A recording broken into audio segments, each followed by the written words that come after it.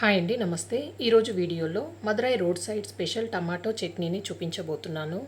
చాలా సింపుల్గా, చాలా తక్కువ టైంలో ఈ చట్నీని ప్రిపేర్ చేసుకోవచ్చు. వేడివేడి ఇడ్లీలలో వేడివేడి చట్నీని వేసుకొని తింటే ఆ రుచే వేరండి.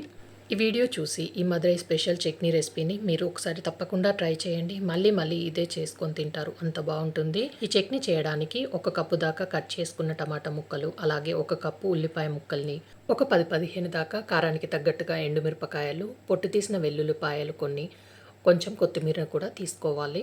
పోపులోకి ఆవాలు, మినప్పప్పు, కరివేపాకు కూడా తీసుకొని మిక్సీ జార్ తీసుకొని ముందుగా కట్ చేసి పెట్టుకున్న ఉల్లిపాయ ముక్కల్ని, అలాగే టమాటా ముక్కల్ని కూడా వేసుకోవాలి.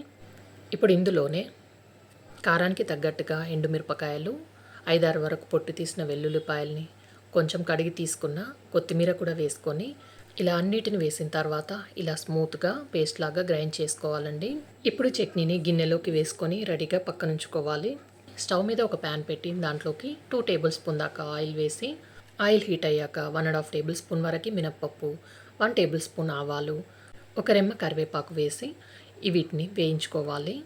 ఇలా కలుపుకుంటూ ఇవన్నీ వేగిన తర్వాత ఇందులోకి మనం ముందుగా గ్రైండ్ చేసి పెట్టుకున్న కారం చట్నీని వేసుకొని రుచికి సరిపడా ఉప్పును వేసుకోవాలి. నేను ఇక్కడ 1 టేబుల్ స్పూన్ దాకా ఉప్పు వేసానండి. పోపులో చట్నీ ఉప్పు బాగా కలిసేటట్టుగా కలుపుకొని ఇప్పుడు దీన్ని లో ఫ్లేమ్లో ఒక 10 నిమిషాల పాటు ఉడికించుకోవాలి.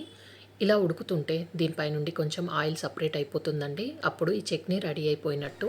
చూడండి, ఇలా ఆయిల్ సపరేట్ అయిపోయిన తర్వాత దీనిపై నుండి చిన్నగా కట్ చేసుకున్న కొంచెం కొత్తిమీరను వేసుకొని ఒకసారి కలుపుకొని స్టవ్ ఆఫ్ చేసి దించేయాలి. అంతే అండి. దీన్ని వేడి వేడిగా ఇడ్లీ, దోశ, వడల్లోకి సర్వ్ చేసుకోండి. చాలా చాలా రుచిగా ఉంటుంది. ఇలా చాలా తక్కువ టైంలో సింపుల్గా ఈ చట్నీని చేసుకోవచ్చు.